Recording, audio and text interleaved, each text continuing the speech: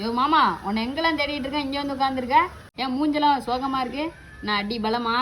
அதை ஏன் கேட்குற மாப்பிள்ள? வீட்டில் 2 நாளாக ஒரே சண்டை, என்ன பிரச்சனைன்னே தெரியல.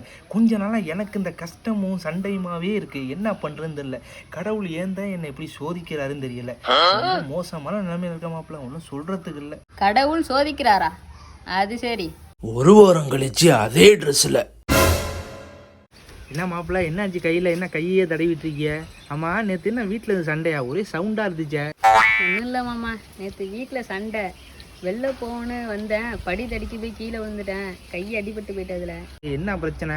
என்னன்னு தெரில மாமா, வீட்டில் கொஞ்ச நாளாக சண்டையாகவே இருக்குது. என்ன பண்ணுறதுனே தெரில. நிம்மதியாகவே இருக்க முடியல வீட்டில். என்ன மாப்பிள்ள சண்டையா? நான் அன்னைக்கே சொன்னேன், யாரும் கேட்குறீங்களா? பெரிய மனுஷன் சொன்னால் கொஞ்ச நாச்சும் கேளுங்க மாப்பிள்ள. நீங்கள் ஏதோ தப்பு பண்ணிடுறீங்க, அதான் உங்களை கடவுள் தண்டிக்கிறாரு. ஏன் இந்த மாதிரி நடக்குமா? வீட்டில் டெய்லி சண்டை வருமா? ஏயா, உன் வீட்டில் சண்டை நடந்தா கடவுள் சோதிக்கிறாரு, எங்கள் வீட்டில் சண்டை நடந்தா கடவுள் தண்டிக்கிறாரா? ஒழுங்கா ஓடி வேறு.